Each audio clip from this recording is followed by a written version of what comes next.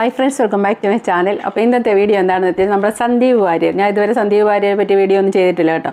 സന്ദീപ് വാര്യർ ശരിക്കും കൊടപ്പനിക്കൽ തറവാട്ടി പണക്കാട് തങ്ങളെ കാണാൻ പോയത് ഇപ്പം BJPക്കാർക്ക് ഒട്ടും ഇഷ്ടപ്പെട്ടിട്ടില്ല. ഇപ്പോൾ ചില ചാനലിലേക്കാണ് സന്ദീപ് വാര്യർ പണ്ട് BJPയിൽ ഉണ്ടായിരുന്നപ്പോൾ പെൺകുട്ടികളെ വിളിച്ച ചാറ്റ്, അശ്ലീല ചാറ്റെന്ന് വരെയൊക്കെ പറഞ്ഞ് പുറത്ത് വരുന്നുണ്ട്. നമ്മുടെ VK ബൈജുവിൻ്റെ പെങ്ങളായിട്ട് വരുന്ന പോലത്തെ ഒരാളുണ്ട്, ഷൈനി മധുസൂദന്. അപ്പോൾ ഷൈനി മധുസൂദന് ശരിക്കും വന്ന് കുറച്ച് കാര്യങ്ങൾ പറയുന്നുണ്ട് നമ്മുടെ സന്ദീപ് വാര്യരെ. ആദ്യം നമുക്കതൊന്ന് കേൾക്കാം. തോന്നുന്നത് നിങ്ങളൊരു മതേതര പാർട്ടിയാണ്.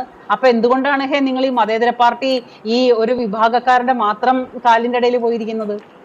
ഞാനിന്ന് എന്റെ ഭാഷ ഞാൻ കുറച്ച് മോശമാക്കാൻ തന്നെ തീരുമാനിച്ചതാണ് ഈ ഒരു വിഷയത്തിലായതുകൊണ്ട്. കാരണം അപ്പുറത്ത് നിൽക്കുന്ന ആള് സന്ദീപ് വാര്യര് എന്ന് പറയുന്ന ആളായതുകൊണ്ട് ഇന്ന് എന്റെ ഭാഷ മഹാമോശം തന്നെയാണ്. അങ്ങനെ മോശമാണെങ്കിൽ നിങ്ങളൊന്ന് സഹിക്കും. അപ്പൊ ഞാൻ ചോദിക്കുന്നത്, ഇതൊരു ദേശീയ പാർട്ടിയാണ്, മതേതര പാർട്ടിയാണെങ്കിൽ നിങ്ങൾ എന്തുകൊണ്ടാണ് ഈ പാണക്കാട് തങ്ങളുടെ കാലിന്റെ ഇടയിൽ പോയിരിക്കുന്നത്? ഇനിയിപ്പോ നിങ്ങൾക്ക് അവിടെ വെച്ചിട്ട് ഇന്നിപ്പോ സുന്നത്ത് കർമ്മം കൂടി നടന്നിട്ടുണ്ടാവും ഞാൻ വിചാരിക്കുന്നു. ഇനിയിപ്പോ സാധാരണ സുന്നത്തൊന്നും കുട്ടികളുടെ പിടിച്ചിട്ട് പിന്നെ ചെത്തുന്ന പോലെ ഒന്നും ചെത്താൻ പറ്റില്ല. കാരണം വാര്യരുടെ അവിടുന്നൊക്കെ കൈവിട്ടു പോയതാണ്. അപ്പൊ വാര്യരുടെ ഒക്കെ ഇനി വല്ല മുട്ടിയിലും വെച്ച് ചെത്തേണ്ടി വരും. പാടുണ്ട്, ഒരുപാട് പണിയുണ്ട്. അപ്പൊ ഞാൻ ചോദിക്കുന്നത്, ഇതൊരു രാഷ്ട്രീയ പാർട്ടിയാണല്ലോ. ആ രാഷ്ട്രീയ പാർട്ടിയുടെ ഗതികേട് നിങ്ങളൊന്ന് ആലോചിച്ച് നോക്കിയേ. ഈ രാഷ്ട്രീയ പാർട്ടിക്ക്, കോൺഗ്രസ് എന്ന് പറയുന്ന ദേശീയ പാർട്ടിക്ക് കഴിഞ്ഞ 70 കൊല്ലം നമ്മുടെ നാട് ഭരിക്കുന്ന, അല്ലെങ്കിൽ നാട്ടിൽ ഭരിച്ചിരുന്ന ഈ കോൺഗ്രസ് എന്ന് പറയുന്ന ആ പാർട്ടിയുടെ ഗതികേട് പാണക്കാട് തങ്ങളുടെ കാലിന്റെ ഇടയിൽ പോയി ഇരുന്നില്ലെങ്കിൽ പാർട്ടി ഒന്നുമല്ല. മുസ്ലിം ലീഗ് എന്ന് പറയുന്ന വർഗീയ പാർട്ടി പേരിൽ തന്നെ വർഗീയതയുള്ള, ഇവർക്ക് ആദ്യം ഇന്നാള് കോൺഗ്രസിനെ പറ്റിയും ഇപ്പം കോൺഗ്രസിനെ അല്പം റെസ്പെക്റ്റ് ചെയ്താണ് ഷൈനി മാഡം സംസാരിക്കുന്നത്. ദേശീയ പാർട്ടി എന്നൊക്കെ പറഞ്ഞു, മതേതര പാർട്ടി എന്നൊക്കെ പറഞ്ഞു. പക്ഷേ നേരത്തെ ഒരു വീഡിയോ ഇട്ടിട്ടുണ്ട് പ്രിയങ്ക ഗാന്ധിയെ മോശം പറഞ്ഞുകൊണ്ട്.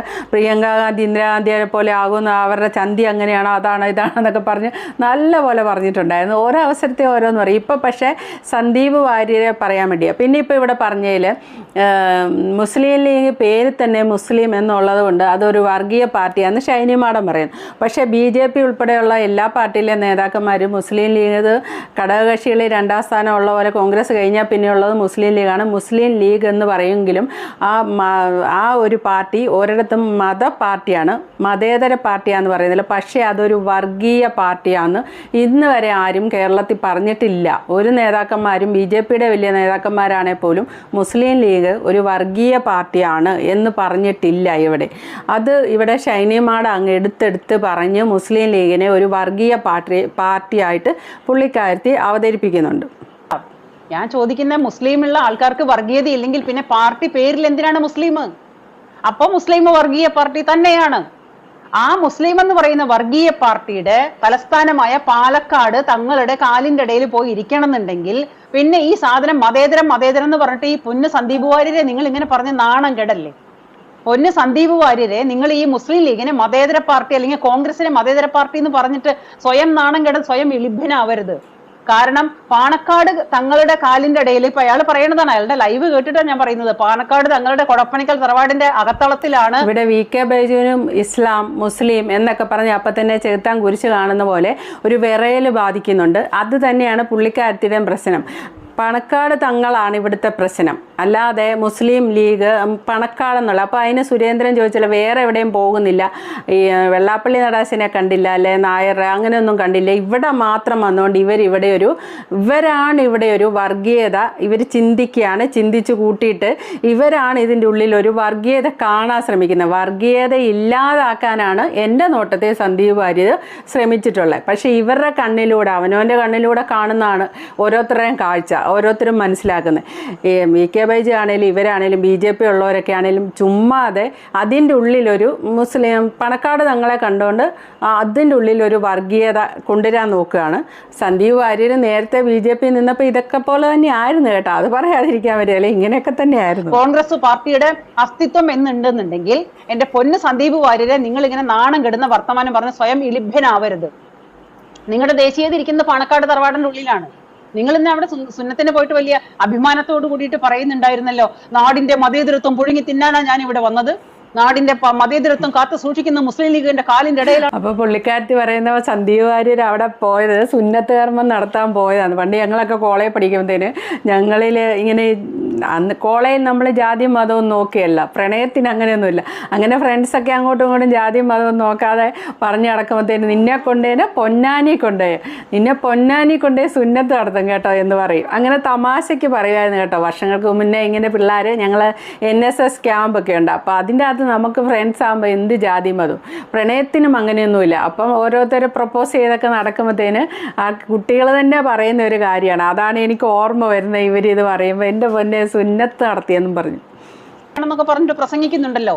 എനിക്ക് ചത്തൂടെടോ പോയിട്ട്, എടോ പൊന്നു വാര്യരെ ചത്തൂടെ പോയിട്ട്. ഇതിനേക്കാളും താൻ തൻ്റെ ഇഷ്ടപ്പെട്ട സന്ദീപ് വാര്യരോട് ചത്തൂടെയെന്ന് പറയുന്നത്. സന്ദീപ് വാര്യർ ഇപ്പോൾ വന്നതെന്ന് പണ്ട് പറഞ്ഞതായ കാര്യങ്ങളൊക്കെ മറന്നിട്ട് ചില പ്രസംഗങ്ങളൊക്കെ നടത്തുന്നുണ്ട്. അത് കേൾക്കുമ്പം ഇത്രയും കാലം സന്ദീപ് വാര്യരുടെ കൂടെ നിന്നവർക്ക് ഈ പറയുന്ന പോലെ ദഹിക്കില്ല. അത് ഞാൻ ഷൈനി മാഡത്തിനോട് യോജിക്കുന്നു. കാരണം അവരുടെ കൂടെ നിന്ന് ഇത്രയും കാലം ഇതേപോലെ തങ്ങൾക്കൊക്കെ എതിരായിട്ടൊക്കെ സംസാരിച്ച് BJPയുടെയും പിന്നെ എല്ലാം ഒരു ഇതായിട്ട് കൂടുതൽ പറയുന്നില്ല, കൂടുതലായിട്ട് നിന്ന ഒരു വ്യക്തി പെട്ടെന്നൊരു സുപ്രഭാതത്തിൽ പാർട്ടി മാറി കോൺഗ്രസ്സിലേക്ക് പോയിട്ട് വീണ്ടും അവിടെ തങ്ങളെയൊക്കെ കാണാൻ പോയിട്ട് ഭയങ്കരമായിട്ട് അങ്ങോട്ട് പ്രസംഗിക്കുമ്പം ഇവിടെ ഈ പാർട്ടിയിൽ നിന്ന് പോയി ഇവർക്കിത് കേൾക്കുമ്പോഴത്തേന് ആകെ ഒരു കുരു പൊട്ടും. അത് സംഭവം ശരി തന്നെയാണ്. പക്ഷേ ഇവർ ഇതിൻ്റെ അകത്ത് പറയുന്ന എന്ന് കരുതി ആ ഒരു മുസ്ലിം ലീഗ് എന്ന പാർട്ടിയെ വർഗീയവാദി പാർട്ടിയാണ് ആ ഒരു പിണക്കം കൊണ്ട്, സന്ദീപിനോടുള്ള പിണക്കം കൊണ്ട് മുസ്ലിം ലീഗ് എന്ന പാർട്ടി ഒരു വർഗീയവാദി പാർട്ടിയാണെന്ന് പറയാൻ പറ്റില്ല. കാരണം നമ്മളെല്ലാം ഇവിടെ ജീവിക്കുന്ന പേരിൽ മുസ്ലിം എന്നുണ്ടെന്നെങ്കിലും അവരുടെ ഒരു പ്രവർത്തനങ്ങളിലും വർഗീയവാദം നമ്മൾ കണ്ടിട്ടില്ല. അങ്ങനെ നമുക്ക് ആർക്കും അങ്ങനെ തോന്നിയിട്ടില്ല എന്നുള്ളതാണ് സത്യം. ഷൈനി മാഡത്തിന് സന്ദീപ് വാര്യരോടുള്ള കലിപ്പ് കയറി വന്നപ്പോഴത്തേക്കിന് മൊത്തത്തിൽ അങ്ങനെ ആയിപ്പോയതാണെന്ന് തോന്നുന്നു. പക്ഷേ ഇതിനിപ്പോൾ ഞാൻ പറയുന്ന ഒരു മറുപടിയെക്കാട്ടും എനിക്കിന്ന് രാഹുൽ ഈശ്വർ പറഞ്ഞ്, കാരണം രാഹുൽ ഈശ്വർ BJP ആണ്, പക്ക BJP ആണ്. അപ്പോൾ രാഹുൽ ഈശ്വറിൻ്റെ വീഡിയോ ഞാൻ കാണാറുണ്ട്. കണ്ടപ്പം പുള്ളി പറയുന്ന മറുപടി ആര് പറഞ്ഞാലും അത്രയും ഒക്കില്ല എന്ന് എനിക്ക് തോന്നി. അപ്പം ഞാൻ അതുകൂടെ നിങ്ങളെ കേൾപ്പിക്കാം. സന്ദീപ് വാര്യർ പാണക്കാട് എത്തുമ്പോൾ ദേഷ്യം ഉണ്ടാകുന്നത് ആർക്ക്? ബാക്കി സമുദായങ്ങളുടെ പേരെടുത്ത് പറഞ്ഞ് അവരെ ആരും കണ്ടില്ല, ശ്രീ പാണക്കാട് തങ്ങളെ മാത്രമേ കണ്ടുള്ളൂ എന്ന് ശ്രീ K. സുരേന്ദ്രൻ പറഞ്ഞത് ശരിയായി. ശ്രീ K. സുരേന്ദ്രൻ പറഞ്ഞതിന്റെ രാഷ്ട്രീയം എന്ത്? ശ്രീ സന്ദീപ് വാര്യർ പാണക്കാട് പോയതിന്റെ രാഷ്ട്രീയം. നമസ്കാരം. പാണക്കാട് കുടുംബം, കൊടപ്പനക്കൽ തറവാട് കേരളത്തിന്റെ, ഇന്ത്യയുടെ തന്നെ മാതൃകയായ ഒരു കുടുംബമാണ്, ഒരു തറവാടാണ്. ഇന്ത്യയിൽ പലപ്പോഴും ഹിന്ദു മുസ്ലിം സ്പർദ്ധ ഉണ്ടാകുമ്പോഴും അങ്ങനെ ഉണ്ടാക്കാൻ ശ്രമിക്കുമ്പോഴും ഇന്ത്യയിൽ നടന്ന പല കാര്യങ്ങൾക്കും പ്രശ്നമുണ്ടാകുമ്പോൾ അവിടെ ഏറ്റവും നന്മയുടെ സമാധാന ദൂതരായി വരികയും അവർക്കൊരു ഹീലിംഗ് ടച്ച് കൊടുത്തിട്ടുള്ളത് പാണക്കാട് കുടുംബമാണ്. BJPയുടെ മുൻ പ്രസിഡന്റായ ശ്രീധരൻപിള്ള സാർ അടക്കം പലപ്പോഴും പാണക്കാട് കുടുംബത്തിന്റെ ഒരുപാട് സംഭാവനകൾ അംഗീകരിക്കുകയും ആദരിക്കുകയും ചെയ്തിട്ടുള്ളവരാണ്. മലബാറിലെ, മലപ്പുറത്തെ, കേരളത്തിലെ മുസ്ലിങ്ങൾ വളരെയധികം ആദരിക്കുകയും ഹിന്ദുക്കൾ വളരെയധികം ബഹുമാനിക്കുകയും സ്നേഹിക്കുകയും ആദരിക്കുകയും ഒക്കെ ചെയ്തൊരു കുടുംബം തന്നെയാണ് പാണക്കാട് കുടുംബം.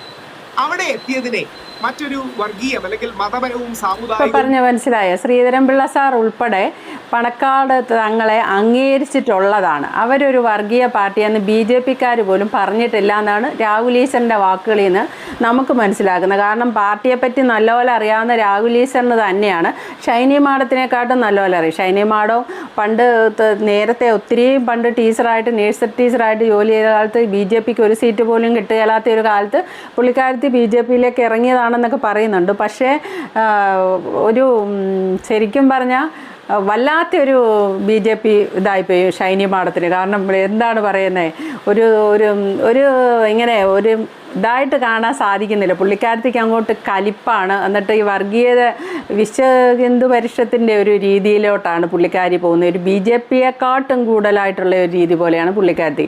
ശരിക്കും പറഞ്ഞാൽ BJPക്കാരനായ രാഹുൽ ഈശ്വറിന് മതേതര ചിന്താഗതിയും മുസ്ലിം ഹിന്ദു ഐക്യവും ഇതൊക്കെ പുള്ളിക്കാരന് ഇഷ്ടപ്പെടുന്നുണ്ട്. അതല്ലേ നമ്മുടെ രാജ്യത്തിന് വേണ്ടേ. ആ രീതി ചിന്തിച്ച് നമ്മൾ ഹിന്ദുക്കളും മുസ്ലിങ്ങളും ഒരു സഹോദരങ്ങളായിട്ട് മുന്നോട്ട് പോകട്ടെന്ന് പറയുമ്പോഴും ചിന്തിക്കുമ്പോഴും തന്നെ നമ്മുടെ മനസ്സിലൊരു ശാന്തതയല്ലേ വരുന്നത്. അല്ലാതെ ഒരു വർഗീയ ലഹള ഇവിടെ നടക്കുകയാണ്, എന്തോരം ചോര പൊടിയും ആരൊക്കെ മിച്ചം കാണും, അത് ആലോചിക്കുമ്പോൾ തന്നെ നമുക്കൊരു ആദ്യം പേടിയും വിഷമമാണ്.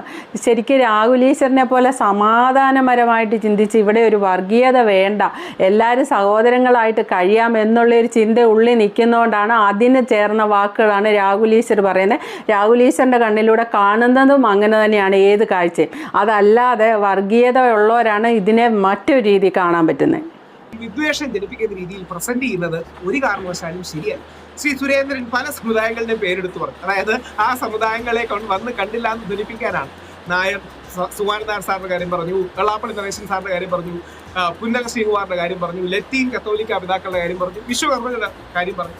ഞാൻ എന്നാ സുരേന്ദ്രൻജിയോട് തിരിച്ചു ചോദിക്കട്ടെ, ബ്രാഹ്മണ സമുദായത്തിന്റെ പേര് പറയാത്ത എന്താ? ഞങ്ങൾ ബ്രാഹ്മണരെ വേണ്ടേ?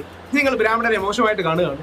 ഒന്നും അല്ലല്ലോ. അപ്പൊ മനഃപൂർവ്വവും കുത്തിത്തിരിപ്പ് അല്ലെങ്കിൽ മനഃപൂർവ്വവും ഒരു പോളറൈസേഷൻ ഉണ്ടാക്കാൻ ശ്രമിക്കുന്നതല്ലേ. അപ്പൊ ഇതിലൊന്നും ഒരു ന്യായവും ഇല്ല.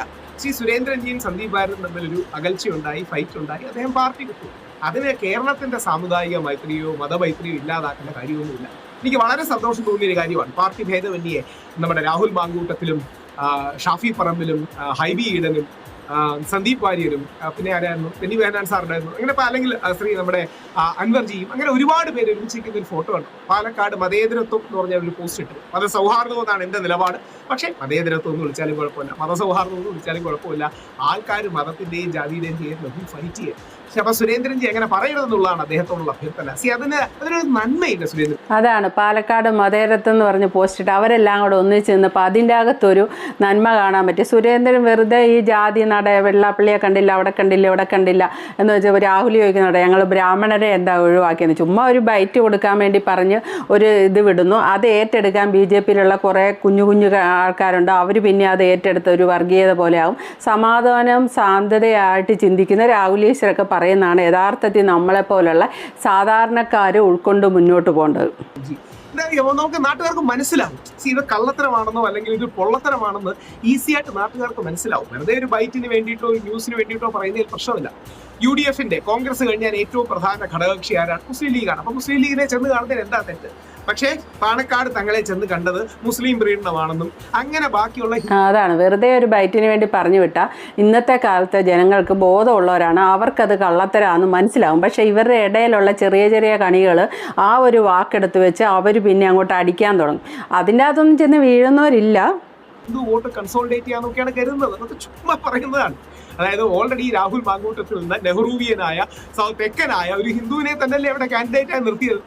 അവിടെ അപ്പോൾ ഇവർ ഈ പറഞ്ഞ രാഹുൽ ഈശ്വറാണ് പറയുന്നത് നമ്മുടെ നാട്ടിൽ സമാധാനവും മതേതരത്വവും ഹിന്ദു മുസ്ലിം സഹോദരങ്ങൾ തോളോട് തോള് ചേർന്ന് നിന്ന് പോകട്ടെ, ഇവിടെ ഒരു അനിഷ്ട സംഭവങ്ങളും വേണ്ട, ഈ മതം ഏതായാലും മനുഷ്യൻ നന്നായാൽ മതിയെന്ന് ശ്രീനാരായണ ഗുരു പറഞ്ഞ പോലെ അങ്ങനെ ജീവിക്കാൻ ആഗ്രഹിക്കുന്നത്. അങ്ങനെ ജീവിക്കാനാണ് നമ്മൾ സാധാരണക്കാരെല്ലാവരും ആഗ്രഹിക്കുന്നത് കേട്ടോ. നമുക്ക് ആർക്കും സാധാരണ നമ്മൾ എൻ്റെ ദൈവമേ ഇതിൻ്റെ ഒന്നും പുറകെ നടക്കാതെ നമുക്ക് നമ്മളെല്ലാവരും നമ്മുടെ തൊട്ടയലൊക്കത്ത് പല ജാതിയും മതത്തിലും പെട്ടവർ കാണും. എല്ലാവരുമായിട്ട് സന്തോഷമായിട്ടും സമാധാനമായിട്ടും സന്തോഷത്തോടെ ജീവിച്ചു പോകുന്നു. അവരെ മറ്റൊരു കണ്ണിലൂടെ കാണാൻ നമുക്ക് സാധിക്കാറുമില്ല. പക്ഷേ ഇവരാണ് ഇപ്പോൾ ഈ വാവരെ പൊളിച്ച് കളയണം, അതാണ് ഇതാണെന്നൊക്കെ പറഞ്ഞ് കുറേ ആൾക്കാർ കിടന്ന് ഈ അടുത്തായിട്ട് എഴുതുന്നുണ്ട്. ഞാനിപ്പോൾ ഇടുന്ന വീഡിയോ രാഷ്ട്രീയ വീഡിയോ ആണ്, വർഗീയ വീഡിയോ ആണെന്നൊക്കെ കുറച്ച് പേര് വന്ന് പറയുന്നുണ്ട്. പക്ഷേ ഇപ്പോൾ ഈ വിഷയം കൂടുതൽ ഇങ്ങനെ വരുന്നത് കൊണ്ടാണ് ഈ വീഡിയോ ഇടുന്നത്. അല്ലാതെ എനിക്കിവിടെ ഇപ്പോൾ മുസ്ലിങ്ങളെ പ്രീതിപ്പെടുത്താൻ വേണ്ടി ഞാൻ വീഡിയോ ഇടുന്നത് കുറച്ച് നേരത്തെ തൊട്ടേ കമൻ്റ് ഇടുന്ന ആൾക്കാർ വന്ന് പറഞ്ഞിരിക്കുന്നത്. പക്ഷേ അങ്ങനെയൊന്നും അല്ല. ഇപ്പം നടക്കുന്ന കാര്യങ്ങൾ എടുത്ത് എൻ്റെ കണ്ണിലൂടെ കാണുന്ന കാര്യമാണ് ഞാൻ പറയുന്നത്. ഞാൻ പറയുമ്പോഴും എനിക്കും വേറെ ഒരു ഉദ്ദേശവും ഇല്ല. എനിക്ക് എൻ്റെ സുഹൃത്തുക്കളെ ഞാൻ ജാതിയും മതവും ഒന്നും നോക്കുകയില്ല. ഏറ്റവും നല്ല സ്വഭാവം ആരാന്നുള്ളത് മാത്രം നോക്കിയാൽ ഞാൻ ചേർത്ത് പിടിക്കുന്നത്. അതിൻ്റെ അകത്ത് ജാതിയും മതവും ഇല്ല. അത് എൻ്റെ കണ്ണിലൂടെ ഞാൻ ലോകം കാണുന്നതാണ് ഞാൻ ഈ വീഡിയോയ്ക്ക് മുന്നേ വന്ന് പറയുന്നത്. എനിക്ക് വർഗീയത ഒട്ടുമില്ല, എൻ്റെ വീട്ടിലുമില്ല. എൻ്റെ കൊച്ചുങ്ങളെ ആണെങ്കിലും പിള്ളേരെ ആണെങ്കിലും പഠിപ്പിക്കുന്നതിൻ്റെ അകത്ത് വർഗീയതയില്ല. അതാണ് ഞാൻ പറയുന്നത്. അല്ലാതെ അവരെ പ്രീതിപ്പെടുത്താൻ ഇവരെ പ്രീതിപ്പെടുത്താൻ അങ്ങനെയൊന്നുമില്ല. ലാസ്റ്റ് രാഹുൽ വീഡിയോ തീരുന്നതിന് മുന്നേ പറയുന്ന കാര്യങ്ങളൊക്കെ കേൾക്കാം. ചേർത്ത് നിർത്തുന്നതിലാണ് രാഷ്ട്ര നിർമ്മാണം. ആ ചേർത്ത് നിർത്തലിൽ എല്ലാവരും ഉണ്ടാകട്ടെ, കൂടുതൽ മെച്ചപ്പെട്ട ആൾ വിജയിക്കട്ടെ.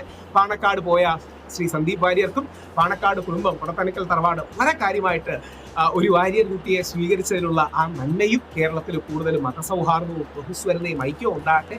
പാർട്ടി ആര് ജയിച്ചാലും കുഴപ്പമില്ല, നാട് നന്നായി പോയാൽ മതി, മതസൗഹാർദ്ദം ഉണ്ടായാൽ മതി, ബഹുസ്വരത ഉണ്ടായാൽ മതി. നമ്മുടെ ഇടയിലുള്ള ഐക്യവും നമ്മുടെ ഇടയിലുള്ള ഒരുമയും ഇല്ലാതാകരുത്. അതാകണം രാഷ്ട്ര നിർമ്മാണം. ദയവായി അതാണ് അതിൻ്റെ സത്യം. ആര് ജയിച്ചാലും ആര് വന്നാലും ആര് പോയാലും ഒരു പ്രശ്നമില്ല. മതങ്ങൾ തമ്മിലൊരു കൂട്ടിയടി ഇവിടെ ഉണ്ടാവരുത്, മതസൗഹാർദ്ദം ഇവിടെ ഉണ്ടാവണം. അങ്ങനെ തന്നെയാണ് ഇവിടെ പോകുന്നത്. നാനാത്വത്തിൽ ഏകത്വം എന്നൊക്കെ പറയും ഇന്ത്യയുടെ പ്രത്യേകതയായിട്ട്. അതേപോലെ തന്നെ പല ജാതിയിൽപ്പെട്ട പല മതത്തിൽപ്പെട്ട ആൾക്കാർ ഒത്തൊരുമയോടെ ഇരുന്ന് പലരും കമൻ്റ് ഇടാറുണ്ട്. ഇപ്പോഴത്തെ ഈ ഒരു അംഗം കണ്ടിട്ട്, ഈ രാഷ്ട്രീയ അംഗം കണ്ടിട്ട് പലരും കമൻ്റ് ഇടുന്നുണ്ട്, ഒരു പ്രളയം കൂടെ വരാനുള്ള സമയം വേണം, ഒരു പ്രളയം കൂടെ ഇവിടെ വേണമെന്ന്. കാരണം തിന്നിട്ട് ഒറ്റ എല്ലിൻ്റെ ഇടയിൽ കുത്തുക എന്ന് പറയുന്ന ഒരു രീതി കണ്ടുവരുന്നുണ്ട്. ഇല്ലാത്ത ഇഷ്യൂ എല്ലാം അവിടെ ഉണ്ടാക്കിക്കൊണ്ടുവരിക. വാവരുനട പൊളിക്കണമെന്നൊക്കെ പറയുന്നത് അയ്യപ്പൻ പ്രശ്നത്തിൽ കണ്ടത് അയ്യപ്പൻ ആവശ്യപ്പെട്ടെന്നാണ് പറയുന്നത്. അതിൻ്റെ അകത്തെ ആ ലോജിക്കൊക്കെ ആലോചിക്കാൻ നമുക്കറിയാം. ഇത് അയ്യപ്പൻ എങ്ങനെ ആവശ്യപ്പെടാനാ, മനുഷ്യരോട് ഒന്ന് ആവശ്യപ്പെടുവോ? ഇന്നലെ ഒരു കോമഡി കമൻറ്റ് ഞാൻ കണ്ടു, അയ്യപ്പനും വാവരും തമ്മിൽ പിണങ്ങി. എനിക്ക് ആ കമൻറ്റ് ഇഷ്ടപ്പെട്ടു. മഞ്ചും ബലൂണും കൊടുക്കാത്തതിൻ്റെ പേരിൽ അവർ തമ്മിൽ പിണങ്ങി, അതുകൊണ്ട് വാവരുനട പൊളിച്ചേക്കാന്ന്. അത്ര നിസ്സാരമായ കാര്യങ്ങളാണ് ഇവർ ഈ വലിയ പെരുപ്പിച്ചുകൊണ്ട് വരുന്നതിലുള്ളൂ. അതാണ് കോമഡി ആണേലും അതാണ് സത്യം. അത്ര കുഞ്ഞു കാര്യങ്ങളാണ് ഈ പ്രായമുള്ള കുറേ ആൾക്കാർ ഇന്ന് എന്തൊക്കെയോ കണ്ടുപിടുത്തങ്ങൾ നടത്തി പറയുന്നത്. നമുക്ക് പോലും മനസ്സിലാവുന്നുമില്ല, ഒന്നുമില്ല. എന്തെങ്കിലുമൊക്കെ പറഞ്ഞൊരു ലഹള ഉണ്ടാക്കാനുള്ള തയ്യാറെടുപ്പാണോ ഇല്ലയോ എന്നുള്ളത് അറിയത്തില്ല. അപ്പോൾ okay, thank you for watching. അടുത്ത വീഡിയോ കാണാം. ആദ്യമായിട്ട് കാണുന്നവർ ചാനലൊന്ന് സബ്സ്ക്രൈബ് ചെയ്യാൻ മറക്കല്ലേ.